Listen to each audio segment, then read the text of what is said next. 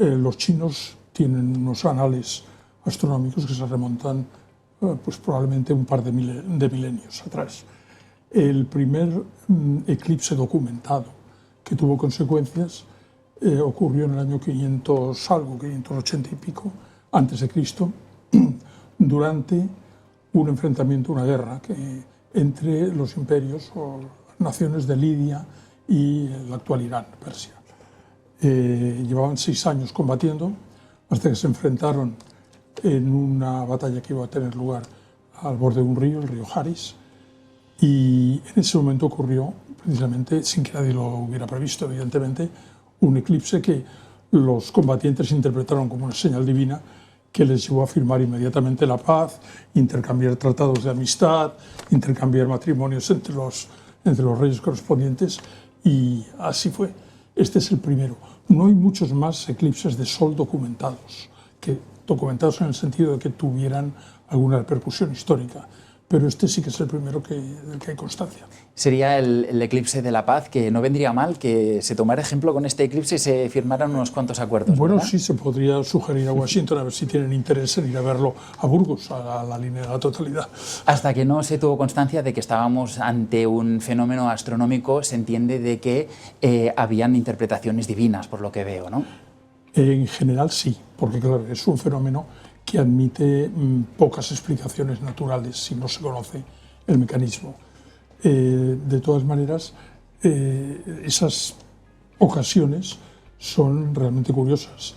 Se habla de la intervención de un eclipse en el cuarto y último viaje de Colón a Jamaica, pero no fue un eclipse de sol, fue lunar. Lo que pasa es que Colón estaba al corriente porque tenía el almanaque astronómico, y cuando tuvo problemas en que los nativos, bueno, con su tripulación había naufragado, llevaba casi un año encallado en la isla, y de momento los nativos les acogieron bien, les fueron suministrando alimentos, pero llegó un momento que se empezaron a cansar del arreglo.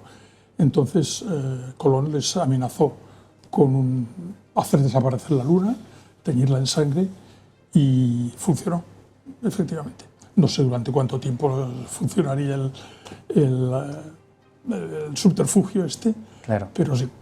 Claro, los conocimientos científicos de la época predominaban en el caso de Cristóbal Colón sobre otras civilizaciones que lo desconocían, y eso daba cierta ventaja. De hecho, esta situación ha protagonizado muchas novelas, muchas aventuras. Tintín, por ejemplo, creo recordar que también tiene algo parecido. Aquí es donde se ve cómo digamos, estos conocimientos de la ciencia han sido favorables, ¿no? Para... Sí, hay una ocasión muy curiosa que se dio exactamente esa incoherencia entre el conocimiento científico y no científico en el año 1806, es decir, concretamente en lo que entonces empezaba a ser Estados Unidos, en el estado de Indiana. El gobernador de Indiana tenía unas ciertas dificultades para entenderse con los nativos, y entonces le pidió al jefe de la tribu que le demostrara su poder, hiciera algún tipo de milagro, algún tipo de fenómeno. Lo que el gobernador no sabía es que Tecumseh, el jefe, había estado en contacto con los misioneros que estaban en la zona, había leído el almanaque astronómico y había oído los rumores de una serie de cartógrafos que habían ido a Indiana para cartografiar el paso del eclipse. Entonces fue el indio el que le dijo al blanco: pues ahora voy a hacer desaparecer el sol para demostrarte mi poder. Y así fue, con lo cual el pobre gobernador quedó al fin a la altura del betún. Esto es un hecho constatado, vamos, tiene poco más de 2 siglos. Un hecho tan excepcional es normal que vaya acompañado de estas anécdotas que estamos repasando. ¿Usted con cuál se quedaría de las que es conocedor que han pasado a lo largo de la historia? Hombre, la más trascendental para mí fue en 1911 o 1912, el eclipse total que se produjo en la isla de Ascensión, en el Atlántico. Einstein acababa de formular su teoría de la relatividad, que predecía que la luz se desviaría de su trayecto al pasar cerca de un cuerpo de masa muy grande, como era el Sol.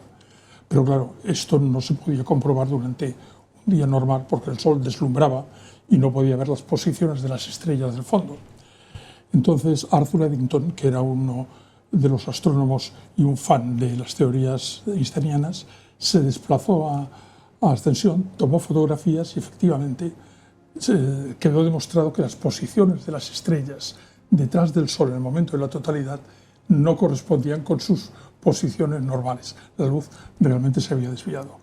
Cuando Eddington, entusiasmado, envió un cable a Einstein diciendo el resultado del experimento, Einstein contestó: sí, ya lo sabía. Rafael Clemente, historiador y colaborador de nuestros compañeros de la revista Historia y Vida, muchísimas gracias por atender la petición de las claves del día para estar aquí hablándonos de este eclipse. Pues un placer de verdad. Hasta la próxima.